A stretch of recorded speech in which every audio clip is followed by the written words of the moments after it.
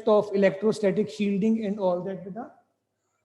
Now, beta, in the case of electrostatic shielding, beta, this is basically the technique to protect some region of space from the external electric fields, beta.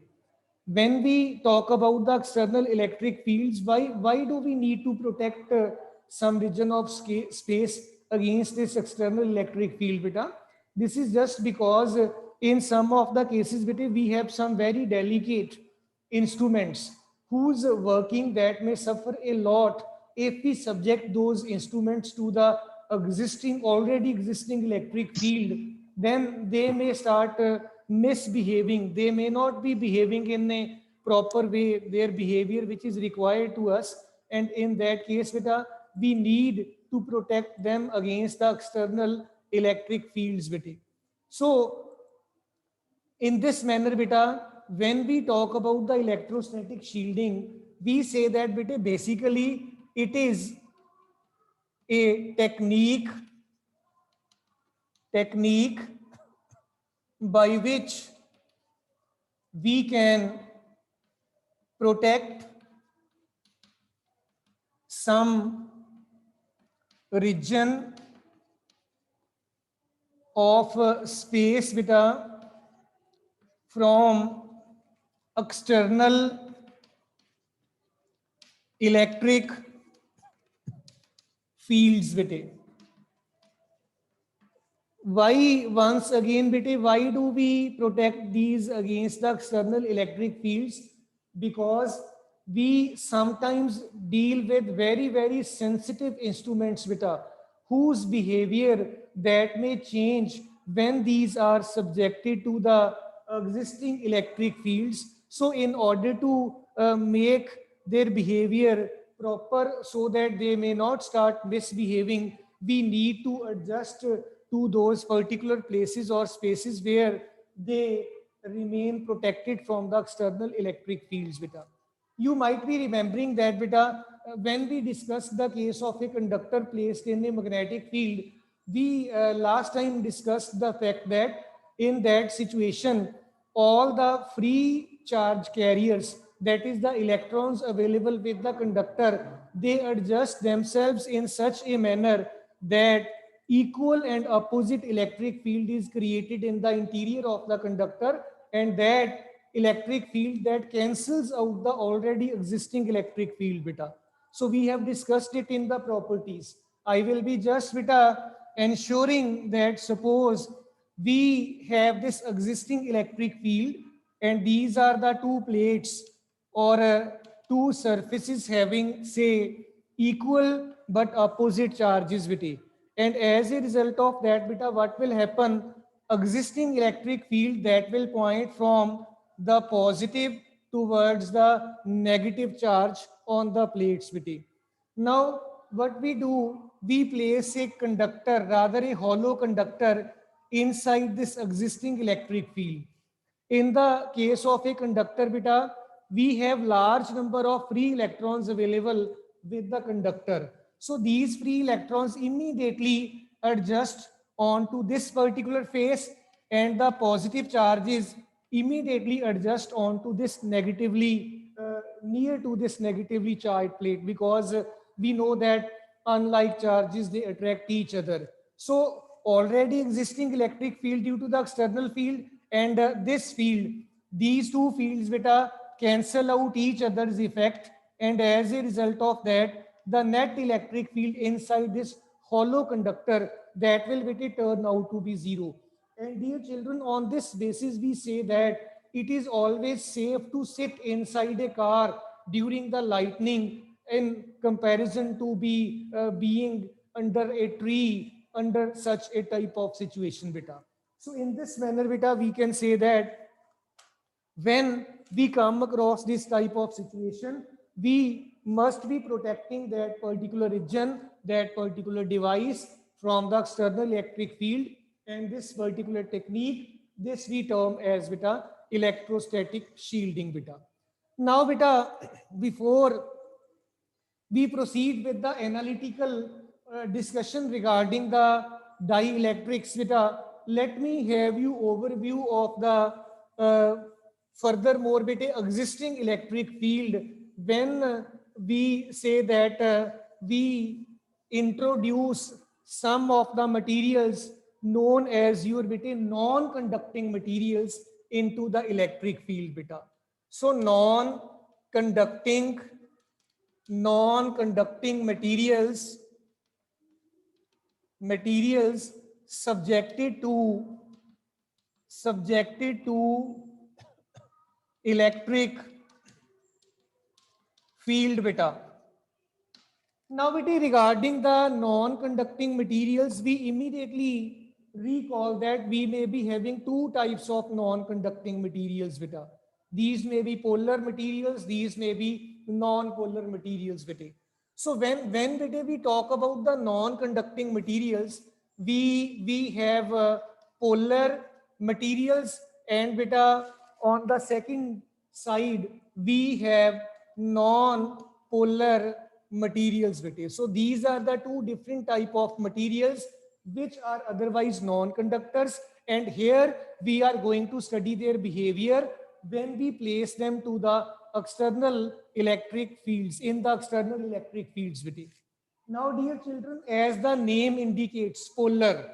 Polar means the material, the atom of the material or the molecule of the material which has fully developed poles. Poles means positively charged pole, negatively charged pole. I will begin with the example HCl, NH3 molecule, and even your water molecule. These molecules, they have well lobed positive as well as between negative charges.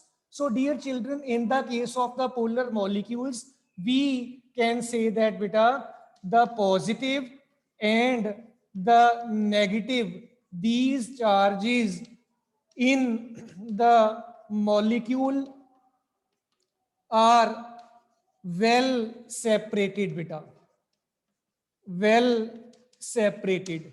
So dear children, when these two molecules are these molecules they are having their positive and negative charges well separated, so definitely they may be possessing electric dipole moment also beta. Imagine that we are talking about this beta molecule. I'm trying to draw the polar molecule, and let this be the positive and let this be the negative lobe of the polar molecule. So dear students, imagine if the charge is Q, either charge is Q, and say small d is the separation between these two charges, then beta electric dipole moment, this will be equal to Q into D for this particular polar molecule. Now beta, presently we have not at all talked about that whether it is placed in the electric field or not placed in the electric field. We are just talking about the polar molecule. Now imagine that we have some polar substance, some polar specimen we are having beta. So imagine this is the polar slab material, or you can say that the slab made up of the polar molecules. In this case, beta, when the external electric field is not applied, that is applied electric field is zero, then beta your polar molecules, they form closed chains beta. Or in simple words, I can say that these are beta randomly oriented. Due to random orientation, say this is positive, negative, positive, negative, positive, negative, positive, negative. So you all know that beta, here the electric dipole moment is from negative to the positive, and here it is from negative to the positive, and it is again from negative to the positive end of the molecule. Again, you can say that beta, this is your negative, positive, positive, negative, again your positive, negative, positive, negative. So dear, when electric field applied is zero, they have beta random orientation. These are not at all beta aligned in a particular direction. और अगर बेटे इनका alignment नहीं है, perfectly aligned नहीं है, तो इनके ये देखिए डाइपल मोमेंट्स एक दूसरे को कैंसिल आउट कर रहे हैं, और net value of the electric dipole moment जो है दैट इज जीरो. कब जीरो है? When the external electric field applied is equal to zero बेटा.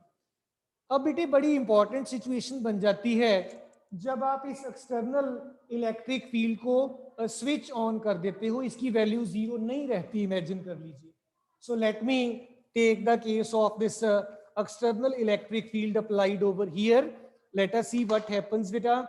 इमेजिन कर लीजिए ये आपका वही डाई इलेक्ट्रिक स्लैब है बेटा about which we are talking earlier, and now we say that external electric field applied is non-zero, and here it goes and this is say non-zero.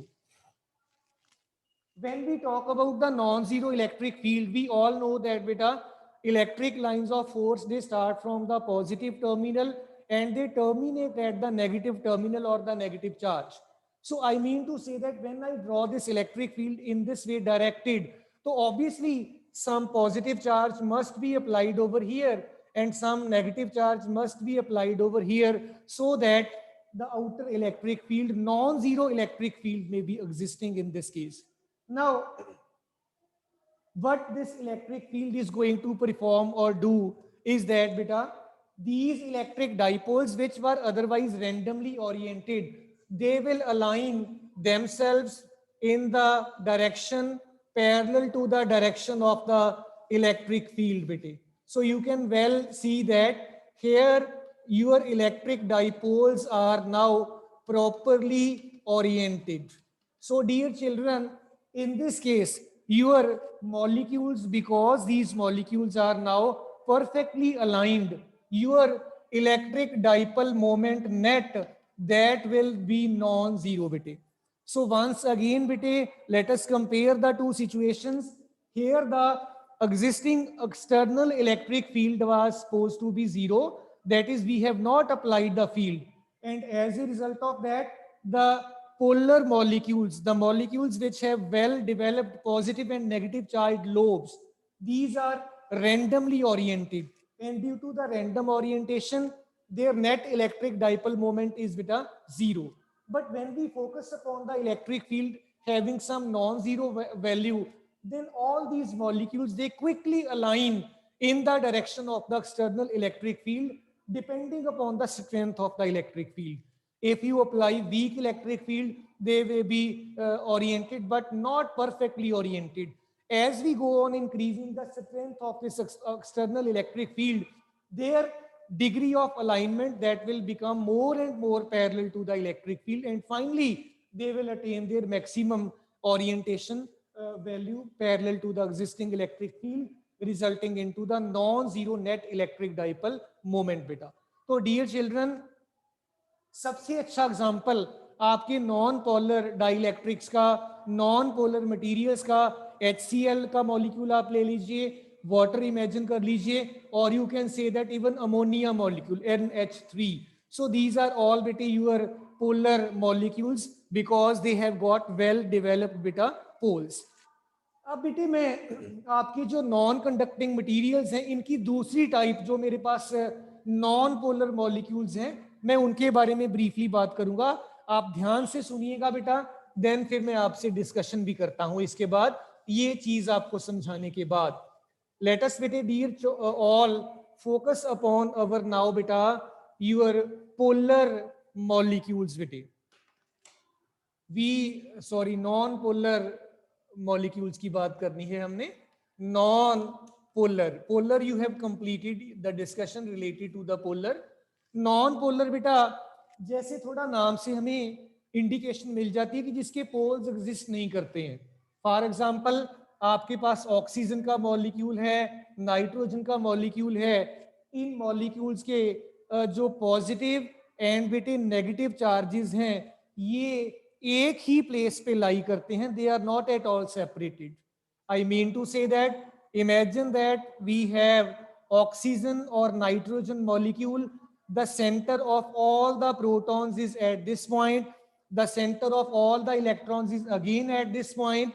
Now dear children, in this case the separation between the two charges is equal to zero.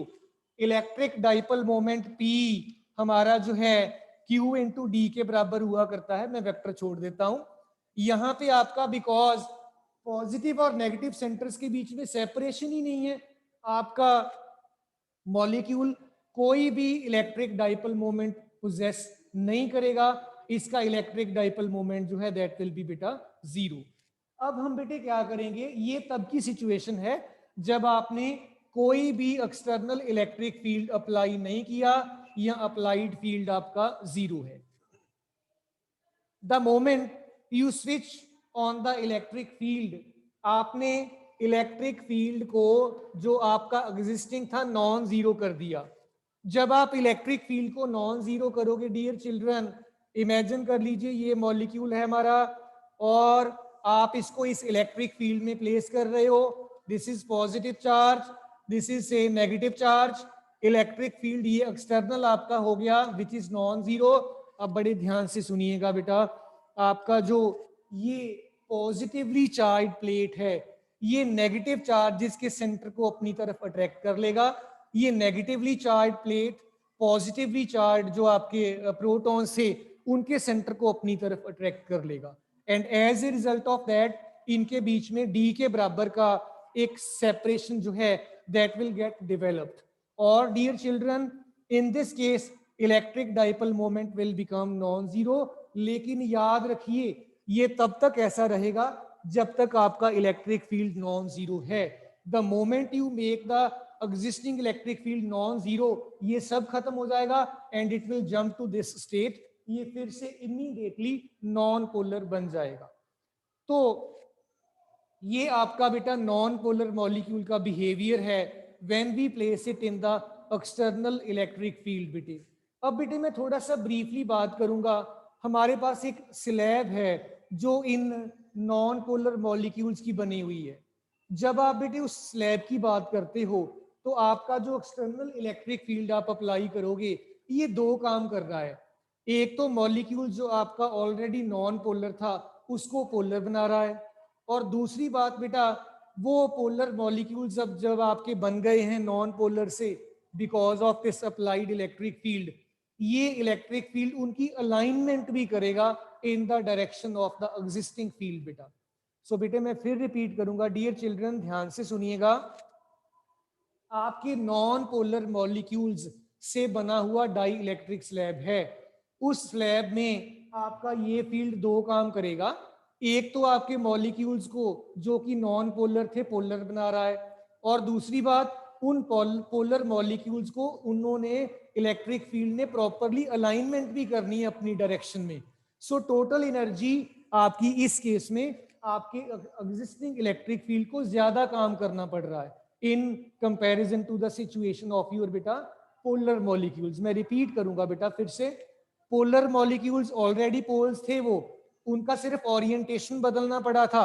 यहाँ पे ये molecule आपका जो है ये polar नहीं है, इसको इलेक्ट्रिक फील्ड पहले पोलर बनाएगा, फिर पोलर बने हुए मॉलिक्यूल्स को प्रॉपरली अलाइन करेगा एंड देन बेटे आपका जो है ये सारे का सारा जो सेटअप है इट विल स्टार्ट। मैं with the help of A diagram आपको समझा देता हूं। इमेजिन कर लीजिए ये आपके पास बेटा एक एग्जिस्टिंग इलेक्ट्रिक फील्ड है। इस एग्जिस्टिंग इलेक्ट्रिक फील्ड ने क्या किया, आपके जो नॉन पोलर मॉलिक्यूल्स थे इनको बेटे पोलर बना दिया। ये कुछ इस तरीके का बेटे, अगर आपका फील्ड कम है तो ये इस तरीके से अपने आप को अलाइनमेंट कर लेंगे और आप देखोगे इनका जो ओरिएंटेशन है that is random and as a result of that net electric dipole moment शायद जीरो हो और मे बी नॉन जीरो, कुछ छोटी वैल्यू इसकी आ सकती है। और दूसरा अब आप क्या करोगे, आप इस इलेक्ट्रिक फील्ड की स्ट्रेंथ को इंक्रीज कर दोगे। ये जो आपका इलेक्ट्रिक फील्ड है आप जब इसको इंक्रीज करोगे then what is going to happen, आपका ये प्लेट पॉजिटिव, ये प्लेट नेगेटिव है। आपके जो मॉलिक्यूल थे नॉन पोलर वो फटाफट पहले पोलर बन गए और पोलर बनने के बाद उन्होंने अपना अलाइनमेंट कुछ इस तरीके से जो है ये किया है बेटा।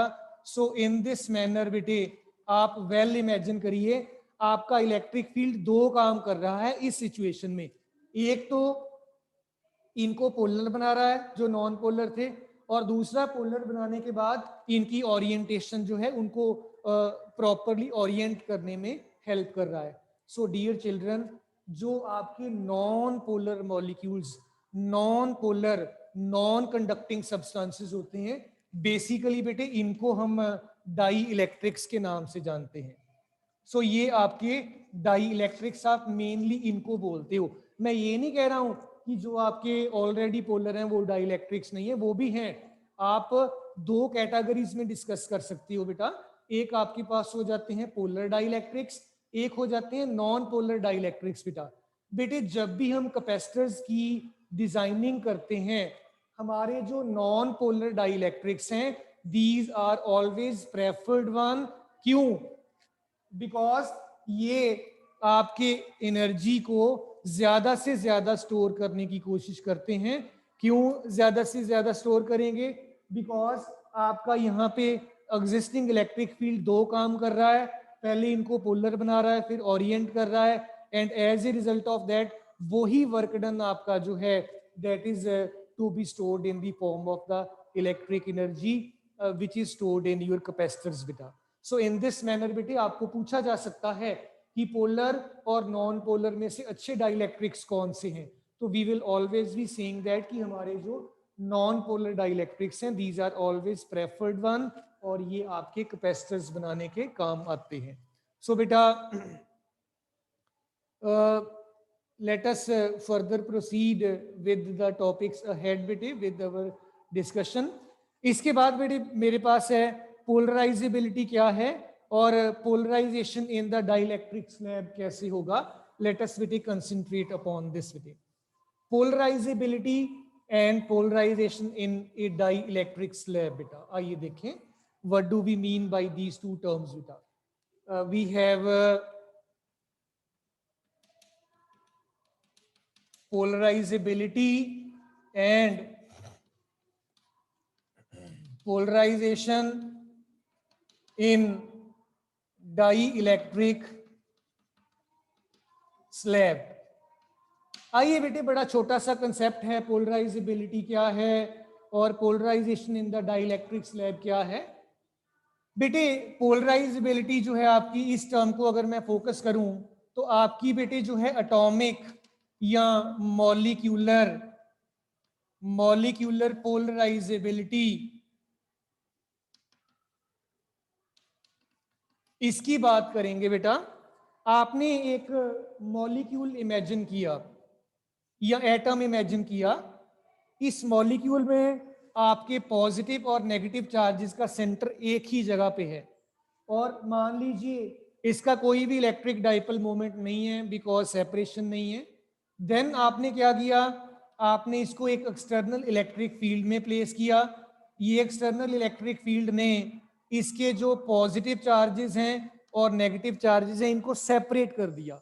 The moment it will be separated, अब आपका एक इलेक्ट्रिक डाइपोल मोमेंट एग्जिस्ट करेगा, दैट विल बी बेटा नॉन जीरो। अब हमारा बेसिक कंसेप्शन ये कहता है कि ये जो आपका non zero electric dipole moment develop हुआ है, ये बेटे सीधा सीधा आपके एग्जिस्टिंग इलेक्ट्रिक फील्ड की स्ट्रेंथ के ऊपर डिपेंड करता है, और ये सीधा सीधा मीडियम पे डिपेंड करता है। मीडियम हमने ये एयर लिया है यहाँ पे। मैं इन दोनों फैक्टर्स को डियर चिल्ड्रन अगर कंबाइन कर लूं तो P मेरे पास जो है बेटा एप्सिलॉन नॉट और E इसके डायरेक्टली प्रोपोर्शनल है, डिपेंड करता है, आप वेक्टर भी डाल सकते हो। मैं अगर इसको हटा दूं प्रोपोर्शनैलिटी साइन को, मेरे पास आ जाएगा proportionality constant, I will call as alpha, and this is called your atomic और molecular polarizability. This is epsilon naught and बेटा E। So dear all, atomic polarizability मेरे पास बन गया पोलराइजेशन होने के बाद कितना इलेक्ट्रिक डाइपोल मोमेंट प्रोड्यूस हुआ है divided by epsilon not into E बेटा। So this is your बेटे atomic और molecular polarizability। So dear students, once again बड़े ध्यान से सुनिएगा, सोचिएगा। आपके पास एक मॉलिक्यूल था जो कि नॉन पोलर मॉलिक्यूल था, इसके पोल्स नहीं थे, आपने इसको इलेक्ट्रिक फील्ड में प्लेस किया, इसके पोल्स बन गए। पोल्स अगर बन गए हैं तो इसका मतलब है कि इसका dielectric moment will be, electric dipole moment will be non zero now बेटा, और वो वैल्यू डिपेंड करती है कि आपका फील्ड कितना है। अगर आप बहुत ज्यादा स्ट्रॉन्ग फील्ड लगा देते हो तो स्ट्रेचिंग और ज्यादा हो जाएगी, unless or until it undergoes the breakdown बेटा. So as a result of that, ये आपका जो इलेक्ट्रिक डाइपोल मोमेंट है ये फील्ड की स्ट्रेंथ पे डिपेंड करा, मीडियम की प्रॉपर्टी के ऊपर डिपेंड करा, इनको कंबाइन किया, ये आ गया, पी आपका इसके बराबर आ गया, और अल्फा को आपने एटॉमिक और मॉलिक्यूलर पोलराइजेबिलिटी बेटे कह दिया. ये आपका इन दिस मैनर बेटे एटॉमिक पोलराइजेबिलिटी को आप सोच समझ सकते हो और डिस्कस कर सकते हो बेटा. इसके साथ ही हमारे पास था बेटा पोलराइजेशन इन डाइइलेक्ट्रिक स्लैब. बेटा हम जो है इस चीज को कैसे स्टडी कर सकते हैं. लेट अस बेटे concentrate upon polarisation in the dielectric slab. बेटा डाइइलेक्ट्रिक स्लैब बेटे जैसे आपको ऑलरेडी मैंने अभी अभी इंडिकेट किया था, we may be having polar, we may be having non polar dielectrics बेटा. So let us have polarization in dielectric slab. बेटा डाइइलेक्ट्रिक स्लैब में आपने पोलराइजेशन स्टडी करने के लिए इसको एक एक्सटर्नल इलेक्ट्रिक फील्ड में बेटे प्लेस किया. दिस इज पॉजिटिव चार्ज और दिस इज योर बेटा negative charge. Then what we are doing, we are placing a polar dielectric और a non polar dielectric in this existing electric field. बेटा ये आपका existing electric field मान लीजिए ई not के बराबर है. तो dear students, you have already calculated that E not आपका जो है this is sigma over epsilon nought. ये बात हमने कर ली हुई है ऑलरेडी. अब बेटे चाहे आपका डाइइलेक्ट्रिक जो है ये पोलर है या नॉन पोलर है, दैट इज बेटे इममटेरियल. जब आप इसको फील्ड में रखोगे तो वो अपने जो मॉलिक्यूल्स हैं उनकी अलाइनमेंट इस तरीके से कर लेगा. और बेटे अलाइनमेंट होने के बाद इलेक्ट्रिक फील्ड की डायरेक्शन में जब अलाइनमेंट हो जाएगी, देन बेटे what happens, let us concentrate, ये नेगेटिव चार्ज इस फेस के ऊपर आ जाएगा और पॉजिटिव चार्ज आपका इस फेस के ऊपर अपीयर हो जाएगा बेटा. So in this manner we can say that हमने अपना जो डाई इलेक्ट्रिक मटीरियल है इसको एज सच बेटा प्लेस किया और इसकी सरफेस के ऊपर बेटे पॉजिटिव और जो नेगेटिव चार्जेस हैं ये अपीयर हो जाते हैं. ये सेंटर वाले चार्जेस एक दूसरे को बेटे कैंसिल आउट कर देते हैं और as a result of that जो बेटे सरफेस के ऊपर चार्जेस रह गए हैं, only the charges present on the surface बेटे, ये चार्जेस देखिए बड़े ध्यान से देखिएगा बेटा, ये चार्जेस इन इस डायरेक्शन में एक इलेक्ट्रिक फील्ड को बेटा क्रिएट कर देंगे. बेटे मैं एक बड़ी अच्छी टर्म यूज करने जा रहा हूं, that is polarisation charge density. Polarisation charges, आपके पास नॉन पोलर मॉलिक्यूल था, जिस मॉलिक्यूल को बनाकर आपने डाइइलेक्ट्रिक स्लैब बनाया, फिर आपने स्लैब को फील्ड में रखा. इस फील्ड ने क्या किया, उन मॉलिक्यूल्स को पहले बनाया पोलर, फिर उनको अलाइन किया. अलाइन करने के बाद इंटरमीडिएट में जो चार्जेस थे उनका इफेक्ट एक दूसरे के साथ कैंसिल आउट हो गया और बच्चों जो बच गया ये आपके सरफेस के ऊपर ये चार्जेस बन गए हैं. These are the polarisation charges बेटे. और ये पोलराइजेशन चार्जेस की वजह से इलेक्ट्रिक फील्ड ई पी, इसको मैं लिख देता हूं, और बेटे ई पी जो है आपका it will be equal to sigma polarisation by epsilon nought. This is well known to you, आपने ऑलरेडी एक्सप्रेशन ये डिराइव कर रखा है. सो बेटे आपके डाई इलेक्ट्रिक के इंटीरियर में, अब इस साइड इस अंदर की बात कर रहा हूं मैं, अगर मेरे पास नेट इलेक्ट्रिक फील्ड मुझे निकालना होगा, it will be E naught minus E P. E not आपका existing electric field, E P due to the polarisation charges बेटे. So dear children, net electric field आपके पास बन गया sigma by epsilon naught minus sigma polarisation by epsilon naught. इनको factors को मैं अगर बेटे कंबाइन कर लूं, I will be getting sigma minus sigma polarization divided by epsilon naught. बेटा ये आपके पास नेट इलेक्ट्रिक डाइपोल मोमेंट जो है या आपका नेट इलेक्ट्रिक फील्ड जो है आपको बेटे मिल जाएगा. So before I proceed with the discussion ahead, Gursimran 12th A roll number 20, you are unmuted बेटा. Gursimran 12th A roll number 20, Gursimran, roll number 32 Manviya, 12th A। Yes, sir. बेटे इज एवरीथिंग क्लियर? Yes, बेटे कोई दिक्कत तो नहीं, कोई मुश्किल वाली बात तो नहीं लग रही है? यस no, बेटा, sir. All clear? Samriddhi, 12th B class, roll number 9, you are unmuted. Samriddhi, 12th B class, roll number 9, Samriddhi, 12th B class. Roll number 10, 12th B, Tushar. Tushar, Yes, sir. बेटे any problem, any doubt so far? No, sir. Everything clear? Yes, sir. चलें आगे फिर। चलो sir. चलिए बेटे, इसके बाद बेटे मेरे पास कंसेप्ट है बेटा पोलराइजेशन वेक्टर का, वेरी इंपॉर्टेंट कंसेप्ट। सो इसकी हेल्प के साथ हम आगे चलकर कुछ इंपॉर्टेंट डेरिवेशंस भी करने वाले हैं बेटा। Let us focus upon polarization vector बेटे, dear children. Let us discuss this बेटा, पोलराइजेशन वेक्टर क्या चीज है? पोलराइजेशन वेक्टर, पोलराइजेशन वेक्टर बेटे बेसिकली आपका electric dipole moment developed in the dielectric slab per unit volume को बोलते हैं। मैं पहले डेफिनेशन लिख देता हूं फिर आपको समझाता हूं बेटे। Polarisation vector is defined as the ratio of electric dipole moment to the volume of the dielectric slab।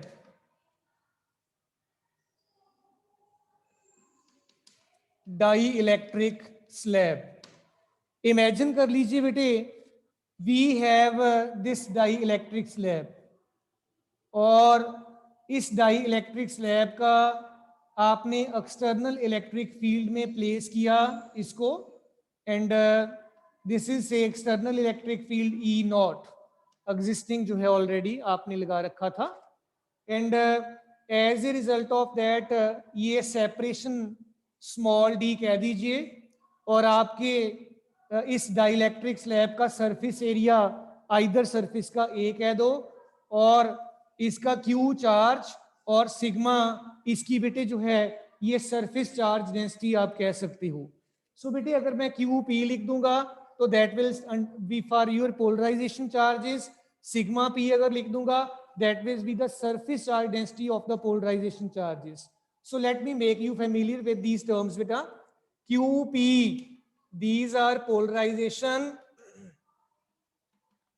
charges beta, या charge, और sigma P polarization surface charge density आपने ऑलरेडी डिस्कस कर रखा है। ए एरिया आ जाएगा प्लेट का, volume आपका area into D बन गया बेटा। सो बेटे देखिए अब आप अगर ये पॉजिटिव ये नेगेटिव और ये आपके पास ऐसे था, electric dipole moment positive to negative develop हुआ। सो आपका इलेक्ट्रिक डाइपोल मोमेंट इमेजिन कर लीजिए स्मॉल पी है, और ये होगा किसके बराबर बेटे? It will be q into d होगा dear, charge into the separation between the two charges. Sigma मैं पी लिख देता हूं साथ में, सिग्मा जो है ये क्यू पी अपॉन ए के बराबर हुआ करता है, surface charge density charge per unit area होता है ना बेटा।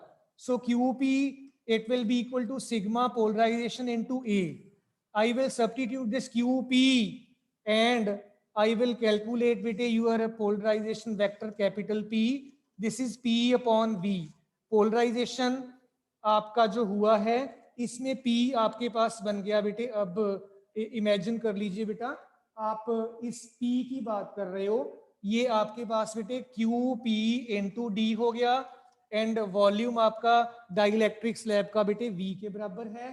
तो यहाँ पे बेटे मैं इसको सॉल्व कर देता हूँ एक स्टेप को, 1 मिनट लूंगा हार्डली आपका मैं, और so I will be seeing that polarization vector बन गया जी, QP को आपने बोला था sigma P into A into D, volume आपका A इंटू D ऑलरेडी था, A into D cancel out हो गया, पोलराइजेशन वेक्टर जो है this is equal to the surface charge density of the polarization charges. This is very important concept and frequently asked beta in the examinations. So dear children, question आपको बता रहा हूं कि कैसे पूछ सकते हैं एग्जामिनर में भी सेइंग दैट बेटा आप कैसे प्रूव कर सकते हो कि polarization vector this is equal to the surface charge density of the polarisation charges. So बेटे डियर ऑल, मैं ब्रीफली रिपीट कर देता हूं सारे स्टेप्स. एक आपने डाइलेक्ट्रिक स्लैब कंसिडर किया, इसको इलेक्ट्रिक फील्ड में रखा, इसकी पोलराइजेशन चार्जेस डेवलप हो गए, आपने इसका इलेक्ट्रिक डाइपोल मोमेंट निकाल लिया, उसको आपने इसके वॉल्यूम से डिवाइड कर दिया and you get the required value of the electric your polarisation vector बेटे P. सो बेटे मे आई एक्सपेक्ट कि सारे स्टूडेंट्स को बेटा क्लियर है नाउ डियर चिल्ड्रन. आपका टाइम बेटे जो है, हाँ जी बेटे आदित्य बेटे यू आर अनम्यूटेड बेटा. आदित्य सर थोड़ा साइड होना और नोट करना. बिल्कुल बिल्कुल दिख नहीं करिए रहा. बेटे, करिए, no problem. So I hope कि सारे स्टूडेंट्स को बेटे क्लियर होगा.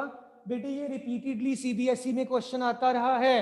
How will you prove that the polarisation vector capital P this is equal to the surface charge density of the polarization charges, starting with this description.